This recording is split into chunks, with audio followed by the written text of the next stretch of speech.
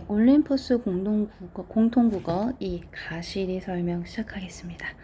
자, 일단은 가시리가 그래 갈래가 고려가요입니다. 고려가요의 특징을 먼저 정리하고 작품 설명 들어가겠습니다. 일단은 자, 고려가요. 고려가요는요, 가요라고 해도 되고 소교라고 해도 됩니다. 자, 소교라는 단어 안에는 이것이 민요다라는 의미가 들어가 있어요. 민요라는 얘기는 집단적인 구비전승 과정이 필요합니다. 구비전승 구전이라고 하죠. 그러면 집단 사이에서 구전되던 노래다, 즉 다른 말로 바꾸면 개인의 창작이 아니다 라는 뜻입니다. 또 구비전승되는 과정에서 노래의 형태가 많이 달라질 수도 있습니다. 그래서 다양한 형태가 존재할 수 있어요. 다양한 버전이 존재한다, 이렇게 이해하시면 됩니다. 그런데 고려가요는요, 즉 우리가 현재 글자로 보고 있는 고려가요는 고려시대에 구전되다가 언젠가는 기록이 됐겠죠. 언제 기록이 되냐 하면 조선시대에 훈민정음 창제 이후에 기록이 됐습니다. 훈민정음 창제 이후에 한글로 기록이 되었습니다. 그래서 우리가 보고 있는 고려가요는 중세국어입니다. 즉 우리 2학기 시험 범위하고도 맞닿아 있는 그런 단원이죠. 구전되다가 훈민정음 창제 이후에 기록될 때 궁중음악으로 편입이 되거든요. 그래서 궁중에서 부르기 위해서 기록을 하다 보니까 노래로 불려지는 과정에서 후렴구, 여기서의 후렴구는 주로 악기 소리를 흉내내는, 이 흉내내는 말을 적은 것이 후렴구다 라고 이해하시면 됩니다. 정확하게 어떤 악기인지 지금은 알 수 없는 악기들도 있고요. 또 이 후렴구는 악기 소리를 흉내낸 것이기 때문에 의미가 없는 것이 대부분입니다. 간혹 가시리처럼 악기 소리를 흉내낸 게 아니라 의미를 담아서 후렴구를 만든 경우도 있습니다. 또 이게 나중에 기록되는 과정에서 후렴구가 들어갔기 때문에 본래 노래의 분위기와 맞지 않는 분위기가 조금 다른 후렴구들도 들어가 있는 게 특징입니다. 고려가요는요, 지금 노래로 불렸다라고 여러 차례 이야기했듯이 노래였기 때문에 삼음보, 그리고 이 삼음보가 대체로 세 글자, 세 글자, 두 글자, 자, 이렇게 이루어진 경우가 대부분이고요. 그 다음에 연의 구분이 있기 때문에 분연체라고 하기도 하고 같은 말입니다. 분절체라고도 부릅니다. 역시 후렴구가 있다, 이게 형식상의 특징이 됩니다. 후렴구는 보통 각 연 마지막에 반복되는 걸 후렴구라고 하고요. 후렴구 대신 중간중간에 여음구라고 해서 의미 없이 흥을 돋우기 위해서 끼어드는 낱말들이 있습니다.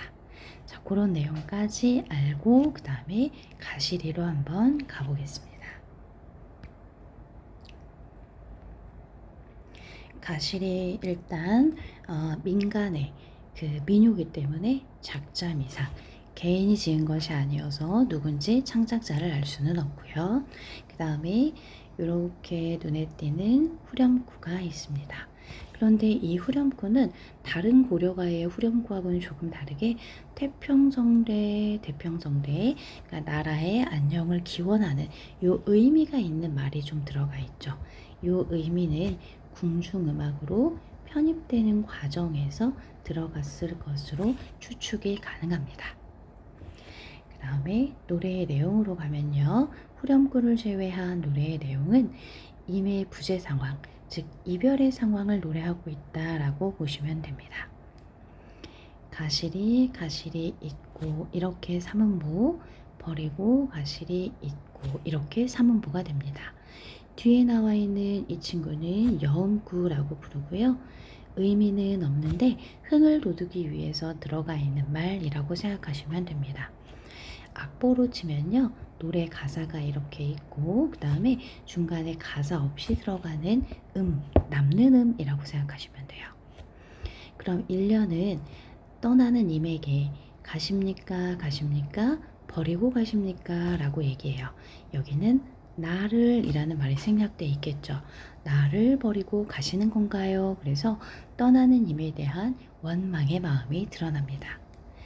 나는 어찌 살라 하고 버리고 가시리 있고 이렇게 됩니다. 나는 어떻게 살라 하고 버리고 가십니까? 라고 얘기합니다. 그래서 떠나는 님에 대한 원망을 한 번 더 표현하는 거라고 볼 수 있겠죠. 역시 여기서의 나는은 의미는 없습니다. 잡사와 두어리만 하는 3년부터는 해석상의 문제가 많이 나올 텐데요. 잡아 두고 싶지만은 이라고 해석하시면 됩니다. 여기에서의 나는은 요 염구와는 다르게 어미에 해당하기 때문에 해석 안에 포함이 되죠. 잡아 두고 싶지만 이런 뜻입니다. 떠나는 님을 붙잡아 두고 싶지만 이라고 해석하시면 됩니다. 그러면 붙잡아 두고 싶어 하는 건 화자겠죠? 내가 당신을 붙잡아 두고 싶지만 서운하면 아니 올까봐, 즉 떠나는 님이 내가 붙잡는 것이 서운해서 오지 않을까봐, 이 부분은 뭐뭐 할까봐 걱정이 됩니다 라는 뜻의 어미입니다. 첫 번째 줄은 주체가 화자가 되고요. 두 번째 서운하면의 주체는 떠나는 님이 됩니다. 그래서 서러운 님을 보내니 역시 나는 의미는 없습니다. 가시는 듯 돌아오소서. 자, 그러니까 서러운 님을 보내니, 자, 이 부분은 해석을 보통 두 가지로 합니다. 첫 번째는 떠나는 님이 서러워. 그래서 서러운 임을 보내니 라고 해석하기도 하고요. 또 보내는 화자가 서러워하며 님을 보내니 이렇게 해석하기도 합니다. 가자마자 돌아오세요 라고 해서 재회, 다시 만나고 싶어요 라는 재회의 소망을 표현하고 있습니다.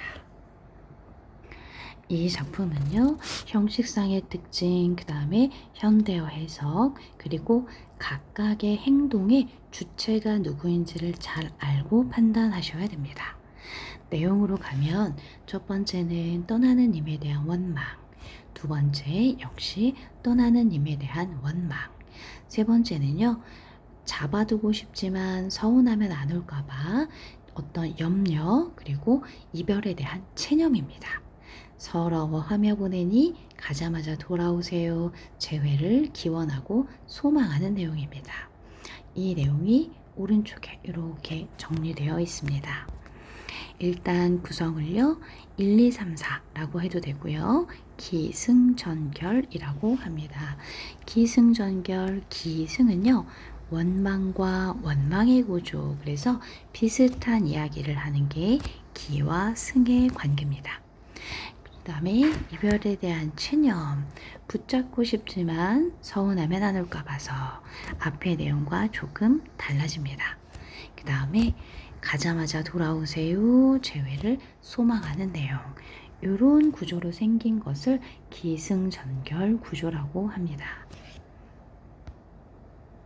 자, 고려가요의 형식상의 특징과 각각의 주체를 꼭 알고 계셔야 됩니다.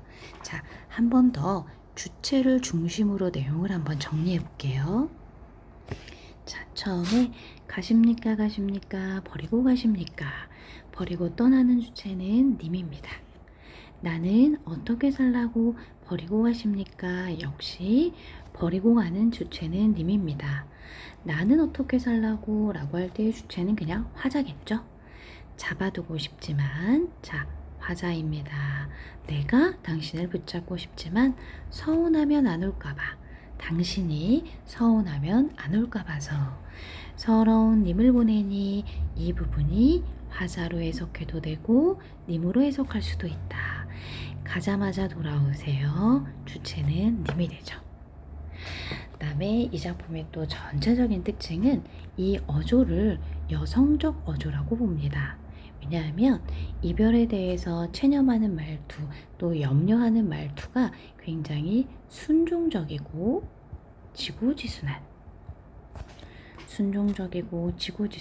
여인상으로 봅니다. 그래서 순종적이고 소극적인 전통적인 여인상 이렇게도 부릅니다. 이렇게 해석을 합니다. 이거는 서경별곡이라는 노래의 화자와의 차이점을 강조할 때 특히 많이 등장하는 표현입니다. 네, 그 다음에 가시리는 여기까지 마무리하고요. 그 다음에 시조, 동짓달 기나긴 밤, 그 다음에 멤버들 설명으로 넘어가겠습니다.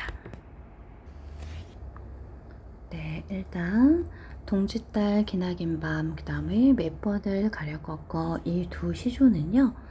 창작자가 기녀라는 점이 공통점입니다. 그래서 가, 나, 다 세 작품을 모두 엮으면 여성적 어조라는 말을 쓸 수도 있습니다. 일단 시조기 때문에 초장, 중장, 종장, 초장, 중장, 종장, 평시조의 형식을 그대로 다루고 있고요. 네 마디로 나눠보면 동짓달 기나긴 밤을 하너리를 베어내요. 이렇게 됩니다. 종장의 길어지는 부분은요. 어로님 오신 날 밤이어든 구비구비 펴리라. 밤비에 새입꽃 나거든 나인가 여기소서. 그래서 종장의 두 번째 마디는 글자 수가 다소 많아집니다. 즉 읽을 때도 조금 빠르게 읽게 되는 특징이 있습니다. 네, 일단 동짓달 작품부터 가볼게요. 동짓달, 동지는 1년 중에 해가 가장 긴 겨울이죠. 겨울에 긴 밤을 하너리를 잘라서, 자, 밤을 자른다 라고 표현했기 때문에 밤이라는 시간, 보이지 않는 추상적인 관념, 시간이기 때문에 보이지 않는다라고 표현하는 겁니다. 를 잘라낸다 라고 얘기했기 때문에 구체적으로 형상화했다라는 표현을 씁니다. 구체적 형상화는 보거나 만지거나 잘라내거나 이렇게 보거나 만지거나 느낄 수 있는 대상으로 표현했다라고 생각하시면 됩니다. 그래서 동지의 긴 밤을 싹둑 잘라서 춘풍 이불 아래 서리서리 넣었다가 즉 봄바람 이불 아래 즉 봄밤이 되겠네요. 이거는 봄이 됩니다. 따뜻하고 밤이 짧은 봄이 되면 그 이불 아래 둘둘 감아 넣었다가 어로님 오신 날 밤이면 자 어로님이 오신 날 밤은 사랑하는 사람이 오신 날 밤입니다. 자, 봄 밤이기 때문에 짧기도 하고요. 사랑하는 님과 같이 있기 때문에 짧게 느껴진다라고 해도 됩니다. 두 가지 이유가 다 있겠죠. 구비구비 펴리라 감았던 것을 다시 편다는 뜻입니다. 서리서리와 구비구비 같은 경우는 모양을 나타내는 의태어, 음성 상징어가 됩니다. 여기서는 마치 이불처럼 감았다가 펴는 거기 때문에 모양을 나타내는 의태어에 해당할 거고요. 그 다음에 서로 의미는 상반된 의미가 될 겁니다. 하나는 둘둘 감아 넣고 하나는 다시 이렇게 찬찬히 펴는 이 행동이기 때문에 행위 자체로 보면 상반된다라고 볼 수 있습니다. 그러면 이 시조의 내용은 사랑하는 사람에 대한 기다림, 그 다음에 그리움의 정서다라고 볼 수 있겠죠. 그리고 여기서는 상반된 시조들이 많이 나오는데요. 즉 대조가 핵심적인 표현 중에 하나입니다. 자, 일단은 아까 동지의 밤과 그 다음에 춘풍, 즉 봄이라고 하는 계절적으로 반대되는 그리고 또 서리서리 구비구비 작게 만들었다가 크게 펼치는 행위도 역시 상반된다고 볼 수 있겠죠. 사랑하는 님이 오신 날 밤은 봄밤으로 추측이 됩니다. 그래서 동짓달 밤에 상반된 의미로 봄 사랑하는 님이 오신 날 밤이라고 이해하시면 될 것 같습니다. 당연히 넣었다가 펴는 행위도 상반된 행위를 나타내는 것으로 볼 수 있겠죠. 그 그 다음에 겨울의 추위, 그 다음에 봄의 따뜻함 역시도 그 대조적인 의미 안에 들어가 있습니다.